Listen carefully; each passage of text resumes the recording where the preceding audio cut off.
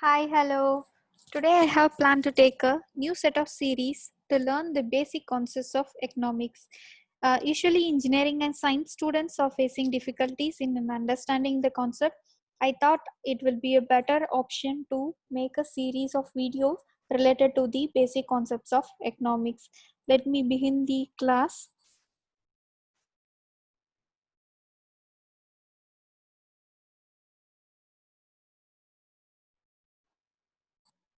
First topic, we will see about the economy. There are two terminologies. One is economics, another one is economy.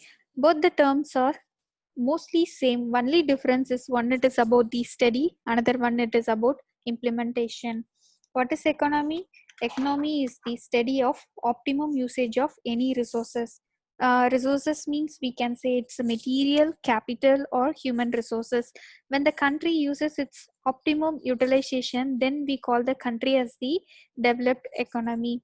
When the country uses the like moderate or intermediate level, then we can say it's developing economy. And when the country doesn't utilize any of its resources, it is called least developed country. Here we can see the economics is divided into two major concepts. One is the microeconomics, another one is the macroeconomics. What do you mean by microeconomics and macroeconomics? So here is the table. We will see the difference so that it's easy to understand before reading the definition. Micro means it's about the individual income, whereas the macro means it's about the national income. And microeconomics, it deals with the demand and supply of the labor, whereas macroeconomics, it deals with the total employment. Microeconomics deals with the individual firm decision like a company decision or organization decision or a simple household decision. Household decision means it's nothing but the family in the house, how we are planning. And then the macro economics, it deals with the aggregate decision. Aggregate means it's a overall, it's a nationwide. It deals with the individual price, whereas this deals with the overall price. And it deals with the demand and supply of goods, and it deals with the aggregate demand. Aggregate means the overall nationwide. In short, we can say microeconomics means it is about the individual. Macro, as the word say, it's bigger, so we need to see it's the nationwide or countrywide topic. Here we see the nationwide topic like national income, employment, poverty, balance of payment, and inflation. All it's all related to the macroeconomics, whereas microeconomics means it deals with the consumer, business, household activities. All these economic activities are related to the microeconomics. We will see about all the terminologies of what is national income, what is balance of payment, inflation, and we know employment, poverty. It's all there, and we will be covering in the later videos. We will see the next topic. It is organizing economy. How the economics are organized, like there are different economy, like what strategy they are following, how they are categorized, how it says it's a mixed economy or capitalistic economy or social economy. Like we will be hearing all these terms. These are the important terms. For example, capitalistic economy, it means most of the economic activities carried by the private sector, whereas the socialist economy, most of the economic activities are carried out by the government. Here the market is driven by the demand and supply. Here the market is driven by the central planning, that is the government. It plans the how much it needs to produce, how much it needs to be distributed, and how much it needs to be consumed. Capitalistic economy we can see in the countries like USA, Canada, Mexico, Germany, like that. And whereas the socialist economy, like it's Denmark, Finland, Norway. Earlier there is a say like China is a socialist economy, but now China is also moving towards the capital economy. And there is one more concept, that is mixed economy. Mixed means, as the name says, it's a mix, that is the mix of capitalistic and socialistic, like both private and government controls the market. Some part will be controlled by the government, that is the central planning, and some part it will be handled entirely by the private people. In 1951, in 1951, before independence, all the resources it's were exploited by the British, and the India was very poor at that time.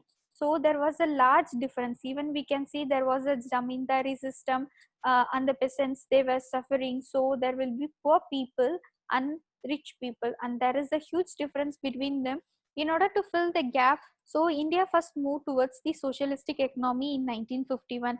Later, when the economic grows, and in 1991, when we have implementation of this LPG concept, that is the liberalization, privatization, and globalization, now our economy is also moving towards the capitalistic economy. These are the different types of economy, or we can say how economy strategies are being followed. Now we are going to see about the sectors. There are different sectors. One is the primary sector, secondary sector, and the tertiary sector. Before going into the topic, let's now see what is the income of the India.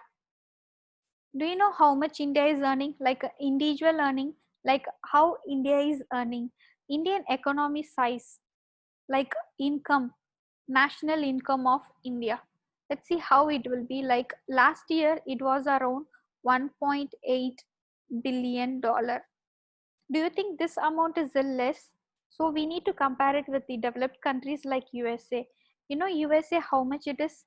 22.3 or something else. These figures are just approximate. I just for understanding, I'm saying this. US, it's around $22.3 billion.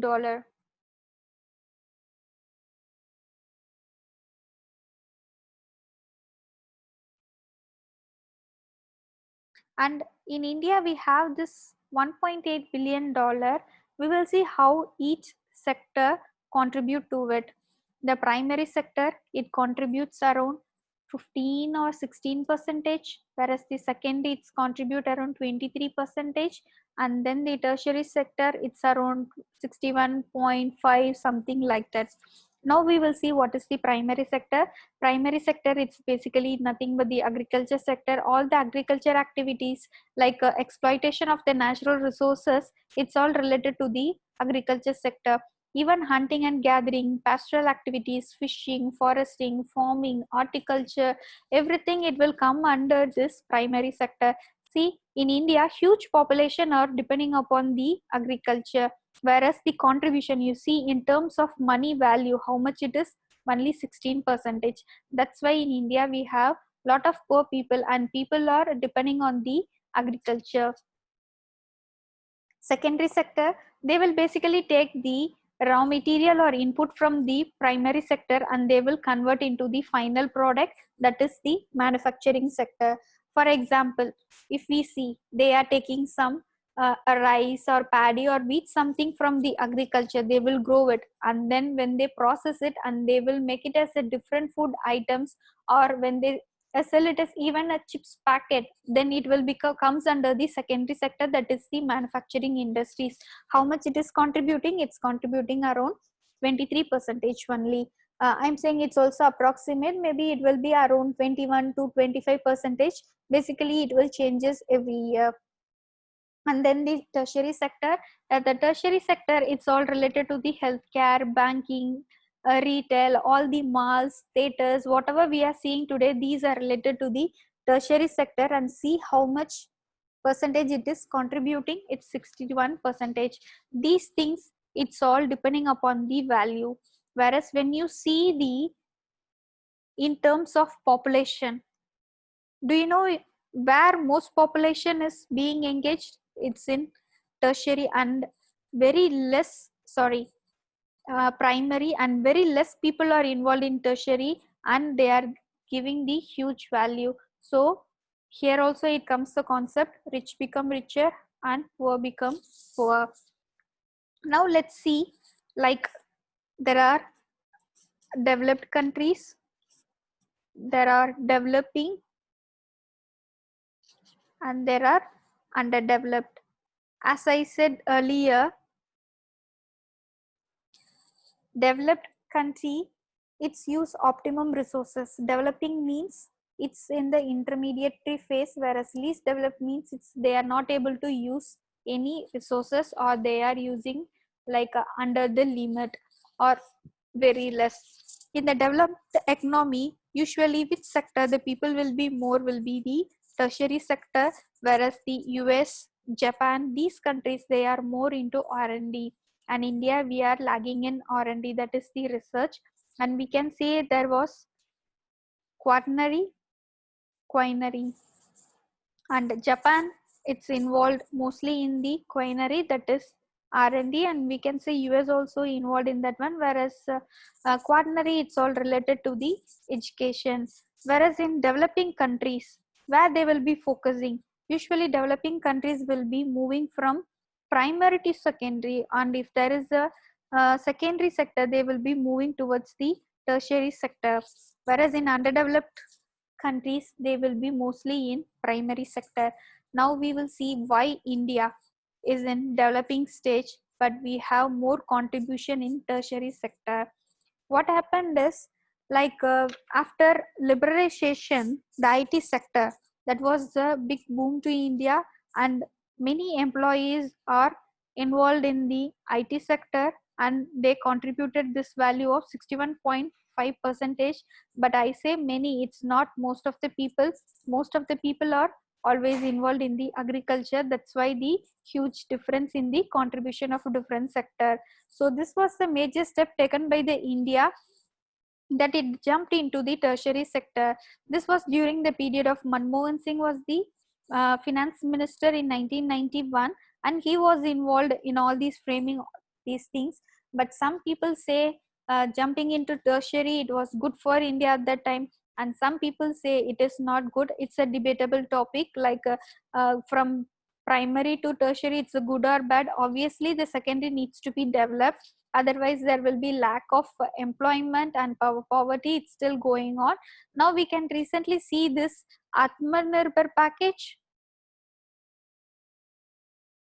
whereas most of these schemes and these things all it is related to the MSMEs, so that they will get benefited and industries it will get developed, so that uh, this developing country concept of moving to secondary will be moving towards India, and then we can have a good manufacturing sector and we can fill this the major gap in order to avoid all the poverty and unemployment issues.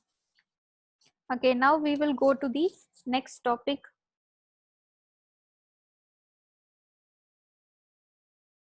So it's nothing but agrarian economy, it means the agriculture economy. Industrial economy, it means the same manufacturing industries. The economic values or the output of the agrarian economy, it is all discussed in the agrarian economy. And the output, how much it was produced and how much the income is there, it's all related to the industrial economy or the manufacturing sectors. And the tertiary, obviously we say this is educational and health sector, finance activities, government, transportation, all these things. And the quaternary it is about the education, and quinary it's about the R&D.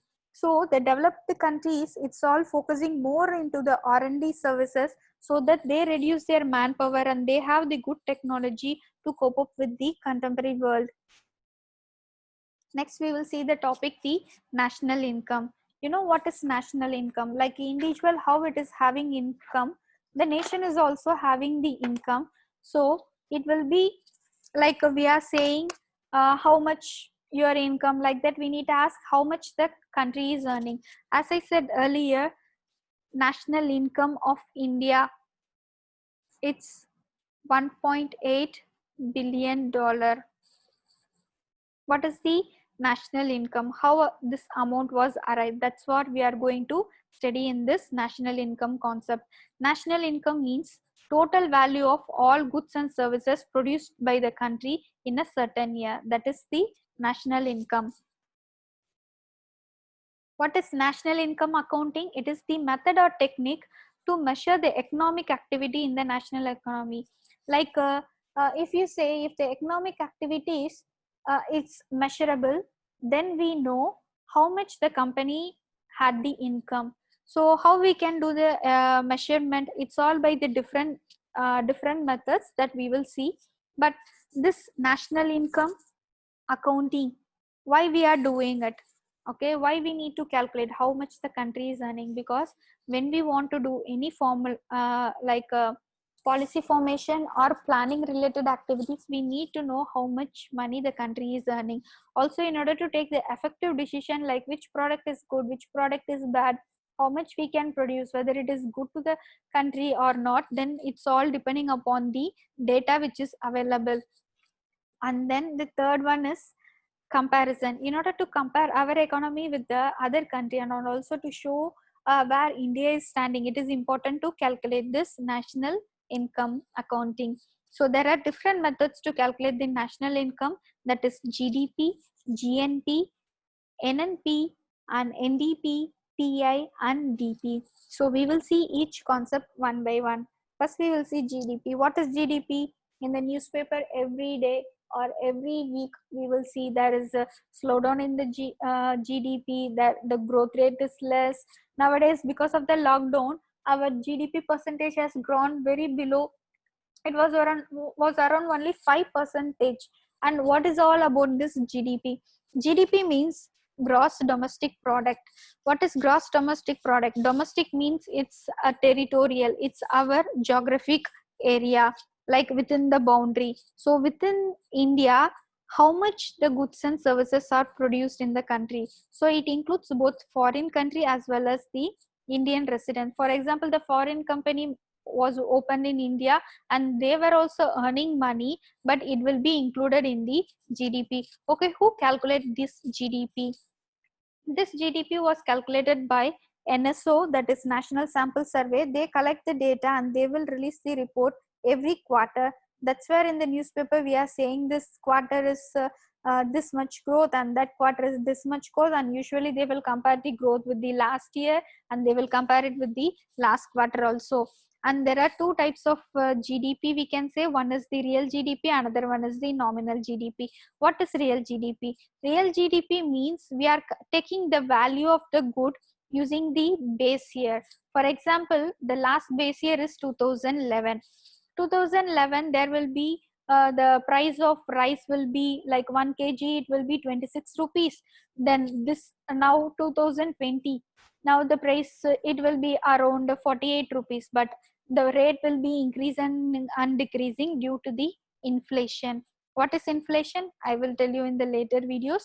Now we will just understand there will be changes in the price, so we need to fix some year as the base year and we need to take that price, that is called the base year price. And now the government is taking the base year price as 2011.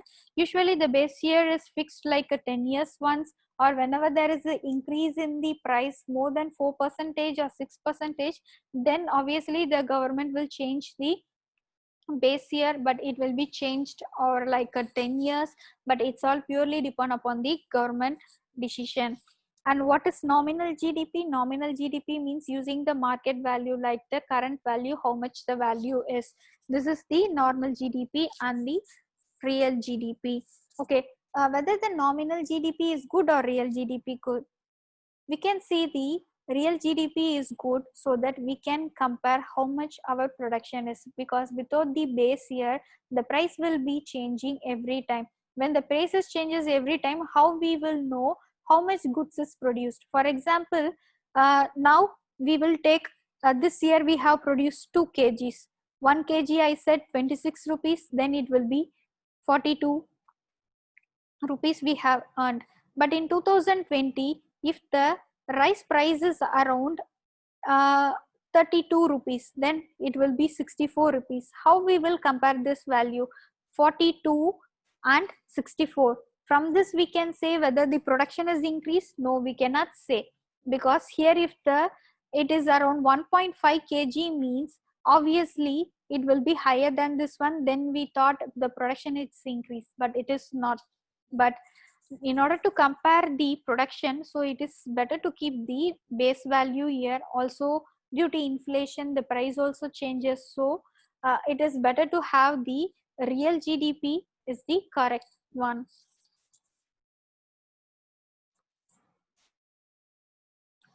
And the next concept, that is the GNP. Like how we see GDP means domestic within the territory, GNP means it's national.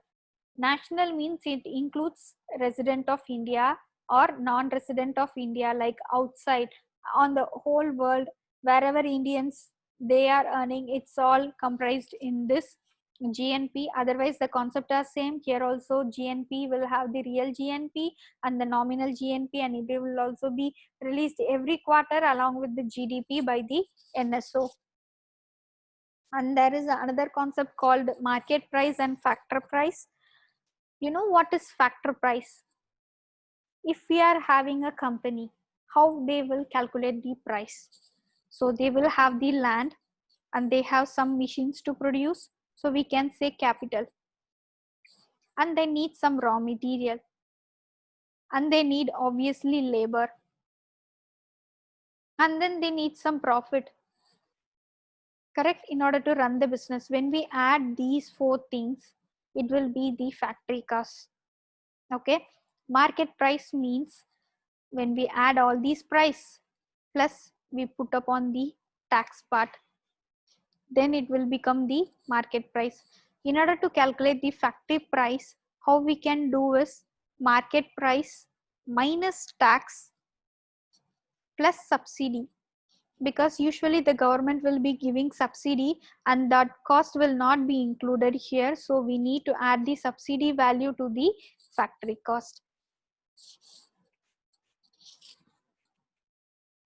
The next concept is net domestic product. Net domestic, it's NDP, it means GDP minus depreciation. You know what is depreciation means? Wear and tear. Because when we are buying machine, the machine value will be 100 rupees. After 5 years, the machine value will not be 100 rupees. See, we see about the factory cost, we need to calculate the capital cost. How we will calculate the capital cost? We will take the machine cost. We cannot take the actual machine buying cost and divide that one, but the machine is also depreciating, that the value of the machine is also decreasing, so we need to minus this depreciation value. The same concept comes here.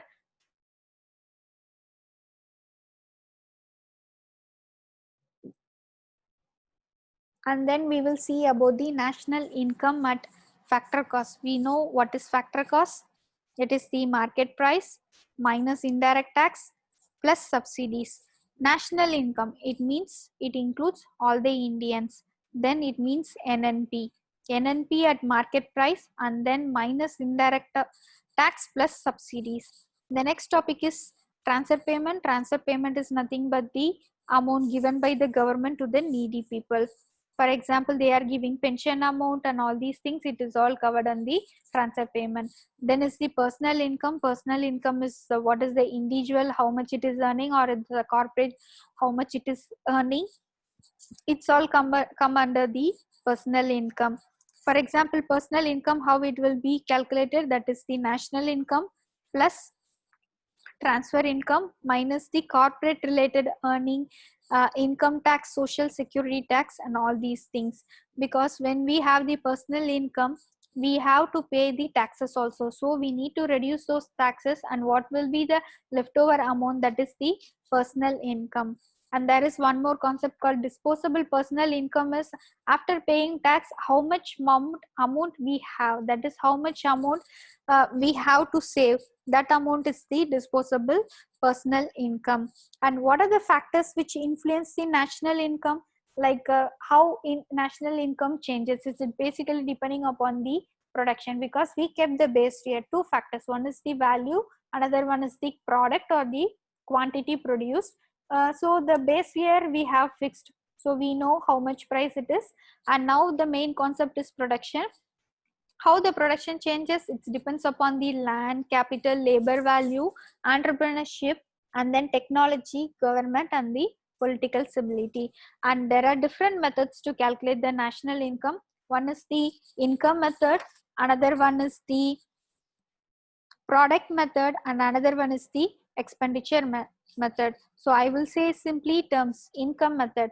How income method means, like how they will arrive the GDP value. GDP value they will arrive based upon any of this method? No, they will take all the methods and they will have the average value, and then NSO releases every quarter. how they will take the income method. For example, how we can calculate the income of all the peoples in the country. For example, all the people, they will be paying income tax. So when we sum up all the income tax, then we know how much income the country is paying, because when we file the income tax, we will put how much we have earned, so we can know like how much the country is getting the income. And then the second concept is product method. You know, each company is paying their corporate tax, GST. So from based on that tax, we can easily know that the product value from that GST. And the third one is the expenditure tax. Like whenever we are spending money and there is bill generated, and then they will file it in the customs, and or they will file it in their excise duty and all these things. So we, from that we can calculate the expenditure. Why we are averaging all these three values? Because some people, they are handling the money in cash. It means those money, it's not accounted. So the value where we are taking the income tax or GST and all these things, the value is not correct. So they are averaging out all the three categories and they are releasing the GDP value. Okay, what other methods in order to calculate this national income? So earlier I said we have different methods: GDP, GNP, and NNP, NDP. So let me write it here: GDP, GNP, NDP, NNP. Here, the another concept called per capita income. What is per capita income? Usually, they will say the country is developed, least developed, or developing country based on the per capita income. But that is not the current method. There are various other factors which influence, because we said what is economy, that is the optimum utilization of resource. So we cannot take one factor, income amount, as the category for fixing the developed or developing or least developed country. So what is per capita income? Per capita income is the total income of the country divided by the total number of population. See here, national income by population of the country. Okay, what other factors are available? There is another factor called human development index, because the money alone is not a matter. We need to look upon how human are developed, how importance it was given to the human. Apart from the value, there should be other factors as well. So in the human development index, they will see how long the people live, that is the age expectancy, life expectancy, then access to education, what is the literacy percentage, and the third one is decent standard of living. When we consider these three factors, then it will become the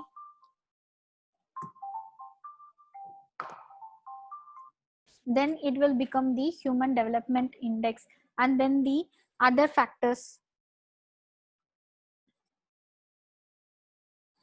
are like a gross national happiness, because some countries like Bhutan, they will not see GDP, they will see about the GNH, that is the gross national happiness.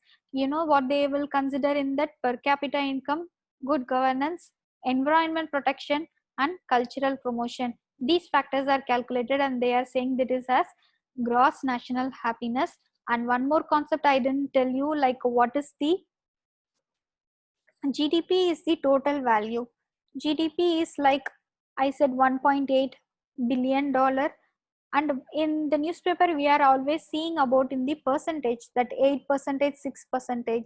Usually that is the growth rate. Growth rate means how they will take the last year, how much the total amount, and they will take this year and they will say in percentage, that is the growth rate. Like last year it was 4% more than this year. So that is the GDP growth rate. And we have the one more factor called human poverty index, and this was introduced by the UN, and it will see how the people are surviving the decent situation, whether they have the improved water source, whether the child are below 5 or underweight or not. These are related to the human index value. This genuine progress indicator, this is not important.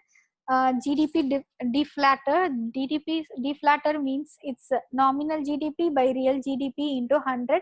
It's not similar to the inflation, but more or less. Universal basic income. Universal basic income, it's like every person will have some amount of money to sustain their life or to have their standard of living good. And then the last concept is the purchasing parity. In 2019 also we have one of the prelims question, purchasing power parity. It means it will steady like one good, it will take one good from one country and it will take the same good from another country, and they will see whether the currency value or whether they can buy the same with the same amount they can purchase the same product.